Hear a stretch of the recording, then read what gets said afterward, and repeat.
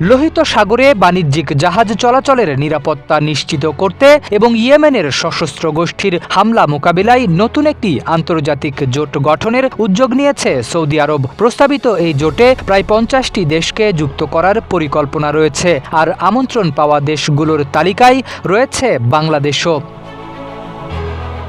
সংবাদ মাধ্যম আল মনিটরের বরাতে জানা গেছে, সৌদি আরবের নেতৃত্বে গঠিত হতে যাওয়া এই জোটে এরই মধ্যে মিশর, সুদান, জিবুতি ও সোমালিয়া যোগ দিতে সম্মতি জানিয়েছেন। এছাড়া তুরস্ক, কাতার, বাহরাইন, কুয়েত, পাকিস্তান ও বাংলাদেশের পাশাপাশি আরও কয়েকটি দেশকে অংশ নেওয়ার আমন্ত্রণ জানানো হয়েছে।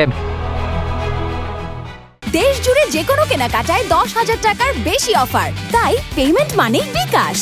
তবে এই জোটের ভবিষ্যৎ অনেকটাই নির্ভর করছে যুক্তরাষ্ট্রের অবস্থানের ওপর। ওয়াশিংটনকে এতে যোগ দেওয়ার আমন্ত্রণ জানানো হয়েছে, যদিও ইরানের সঙ্গে চলমান উত্তেজনার কারণে যুক্তরাষ্ট্র ইয়েমেনের সশস্ত্র গোষ্ঠী বিরোধী কোনো নতুন অভিযানে যুক্ত হতে অনাগ্রহী থাকতে পারে বলে জানিয়েছে সংশ্লিষ্ট সূত্রগুলো। অন্যদিকে যুক্তরাষ্ট্র জোটে যোগ দিলে ফ্রান্স, জার্মানি ও ইতালি সহ কয়েকটি ইউরোপীয় দেশও এতে অংশ নেওয়ার বিষয়টি বিবেচনা করতে পারে।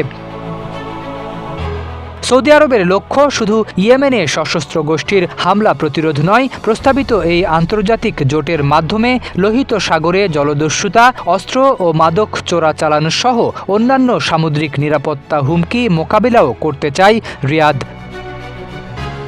সম্প্রতি ইয়েমেনের সশস্ত্র গোষ্ঠী সৌদি আরব সংশ্লিষ্ট জাহাজ চলাচলের উপরে নিষেধাজ্ঞার ঘোষণা দেয়। এর জবাবে বাব আল মানদেব প্রণালীতে বাণিজ্যিক জাহাজের নিরাপত্তা জোরদারের উদ্যোগ নেয় সৌদি আরব। পরে ইয়েমেনের সশস্ত্র গোষ্ঠী দাবি করে, সৌদির আরোপ করা অবরোধের প্রতিশোধ হিসেবে তারা সৌদি আরবের দুটি তেলবাহী ট্যাঙ্কারে ক্ষেপণাস্ত্র ও ড্রোন হামলা চালিয়েছে। এরই প্রেক্ষিতে নতুন এই আন্তর্জাতিক জোট গঠনের উদ্যোগকে সেই উত্তেজনারই সর্বশেষ কূটনৈতিক পদক্ষেপ হিসেবে দেখা হচ্ছে।